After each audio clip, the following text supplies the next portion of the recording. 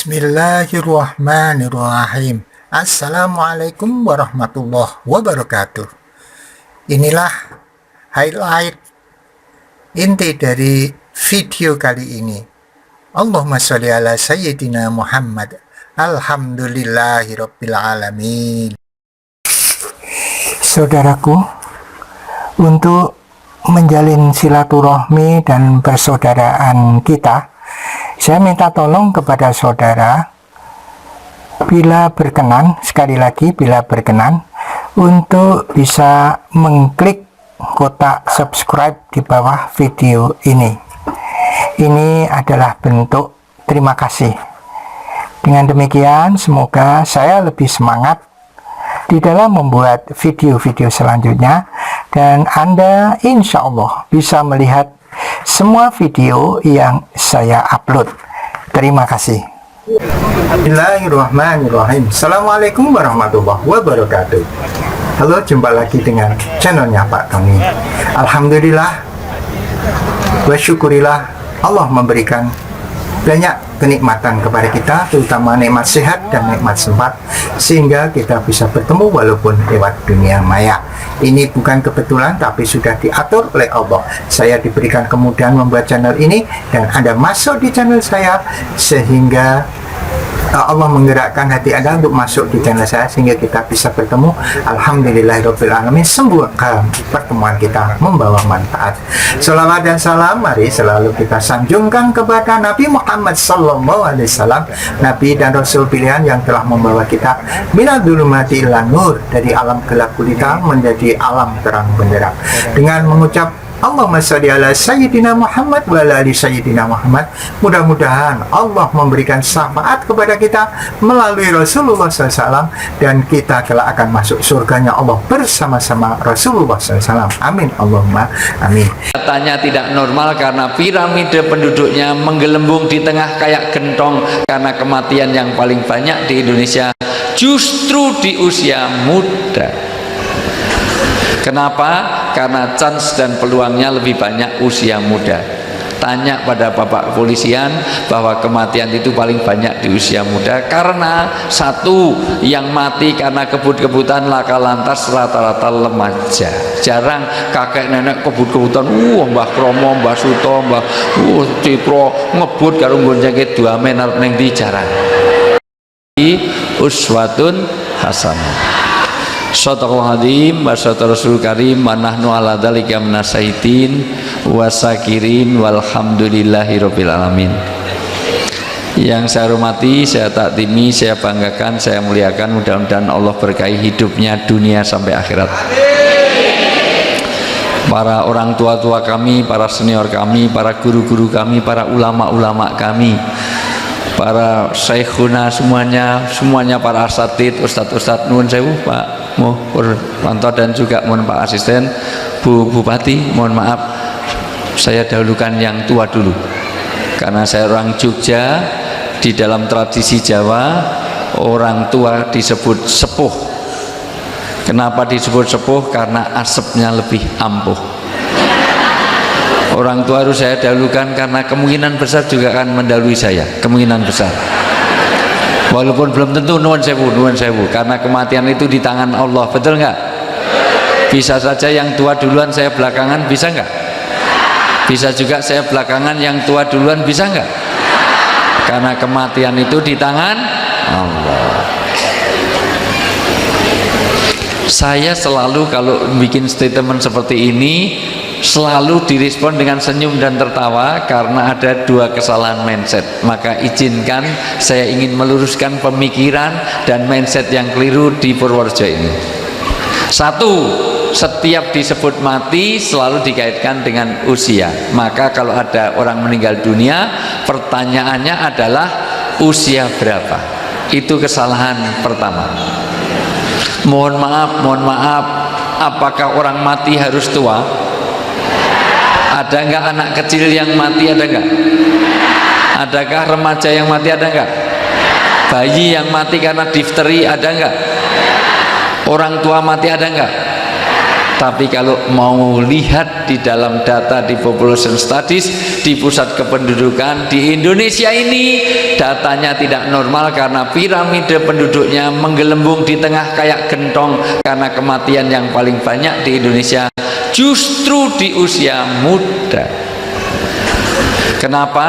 Karena chance dan peluangnya lebih banyak usia muda. Tanya pada Bapak kepolisian bahwa kematian itu paling banyak di usia muda, karena satu, yang mati karena kebut-kebutan laka lantas rata-rata remaja. Jarang kakek nenek kebut-kebutan, Mbah Kromo, Mbah Suto, Mbah Citro ngebut karo nggon jangkit 2 men arep ning ndi, jarang. Yang mati karena overdosis narkoba rata-rata remaja. Jarang kakek nenek malam minggu tripping neng perapatan, jarang. Yang mati karena mohon maaf karena tawuran rata-rata juga remaja. Mati 6 orang tawuran nggak bisa direk antara panti jompo dan panti Werdarnya, jarang. Yang mati karena mohon maaf gugurkan kandungan aborsi rata-rata remaja. Karena saya pernah punya pengalaman tak terlupakan, mau syuting TV One, tablik akbar luar biasa damai Indonesia, sudah siap semuanya di Bekasi Timur. Begitu mau action, ternyata ada teriakan dari sebelah masjid, gagal aborsi karena ada dokter kandungan gadungan. Mati di tempat itu juga remaja. Jarang nenek-nenek kemana nek mau gugurkan kandungan, lera tahu. Maka jangan merasa aman kalau saya sebut kematian orang tua, enggak, justru mati itu urut dari yang muda-muda, dari yang tengah-tengah itu baru ke belakang-belakang, baru ke sini ini sini, terus baru yang di kursi-kursi ini, terakhir sini. Amin, Allahumma amin. Yang kedua, kematian selalu dikaitkan dengan sakit. Selalu di Jawa ini kalau ada mati, pertanyaannya gerah nopo, sakit apa? Apakah orang mati harus sakit? Ada enggak orang yang sehat segar bugar terus mati, ada enggak? Orang tidur bablas mati, ada enggak? Orang makan bablas mati, ada enggak? Orang olahraga biar sehat mati di lapangan, kiper Persela Lamongan Khairul Huda. Berapa banyak orang mati di tempat olahraga, orang golep enak-enak pulang mati kesambar petir pakai bawa payung. Orang piknik biar seneng-seneng mati, bisnya tabrakan masuk jurang mati, semuanya ada. Mati itu kapanpun. Artis yang katanya aku rapopo mati juga. Iya. Ada dokter yang setiap ketemu saya di Trans TV, ya Allah selalu nasihati, Ustadz kamu dibutuhkan banyak umat, Ustadz harus jaga kesehatan, atur pola makan, pola tidur, pola istirahat, selalu nasihati saya. Dokter muda ini nasihati saya terus, atur makan, atur tidur, segala macam. Mati juga di kamar mandi. Dokter Os setiap ketemu saya selalu, Ustadz biar awet hidupnya diatur makan, malah mati duluan dok mana. Mati itu kapanpun. Orang habis dengarkan pengajian pulangnya mati, ada enggak? Banyak. Kalau yang ceramah mati jarang. Kemarin di tempatnya Pak Bu Menteri Sosial, Bu Khofifah Indar Pariwangsa, ada yang meninggal dunia. Siapa? Koriknya. Korik baca Maulid Nabi, koriknya meninggal dunia di tengah-tengah, belum selesai baca meninggal di tempat. Kok tahu? Karena harusnya yang ngisi saya, tapi barengan tempatnya Menseknek, di tempatnya Mas Pratikno, saya ikut, saya ngisi di tempatnya Pak Menseknek, karena saya lihat budgetnya lebih basah di tempatnya Pak Pratikno. Maka saya suruh gantikan Ustadz Taufik, tapi saya baru ngomong di telepon, Ustadz ini terpaksa mundur 2 jam. Loh kenapa? Saya dimarahi Bu Khofifah nanti gara-gara kamu. Karena Ustadz pembaca koriknya meninggal dunia di tempat, tapi penceramahnya aman. Kalau di sini paling MC-nya dulu lah, MC-nya dulu. Allahumma amin, Allahumma amin, Allahumma amin. Nuwun sewu, mohon maaf, suara saya cukup jelas enggak? Saya sengaja ngulur-ngulur ini supaya pembenahan, supaya operatornya pas, tidak ada feedback tidak itu. Yang di belakang suara saya jelas? Yang di samping kiri suara saya jelas? Ibu-ibu suara saya jelas? Coba saya cek jelas apa enggak. Ibu-ibu setuju enggak dengan poligami? Coba saya cek bapak-bapak setuju enggak dengan poligami? Bentar. Ini kok ada yang nggak beres ini, agak beres. Mohon maaf, saya tanya dengan jujur, jawab dengan sejujurnya. Ibu-ibu setuju nggak dengan poligami? Bapak-bapak setuju nggak dengan poligami? Aduh. Ini Bu Agus nuwun sewu, nanti pengajian di pendopo pulangnya tawuran suami istrinya. Masya Allah. Mohon maaf, jumlah wanita dengan jumlah laki-laki itu banyak mana? Kalau wanitanya banyak, laki-laki sedikit, tidak boleh poligami, harus one by one, satu-satu, maka supply and demand tidak balance. Maka yang terjadi nanti kalau harus satu-satu, pasti ada wanita yang tersisa nggak kebagian suami, betul nggak? Maka wanita yang menolak poligami adalah wanita yang egois, kejam, dan tidak peduli kepada temannya sendiri. Orang yang egois dan tidak peduli itu orang baik apa orang jelek? Jadi ibu setuju nggak dengan poligami? Jadi ibu di Purworejo ini ibu-ibu yang baik apa yang jelek?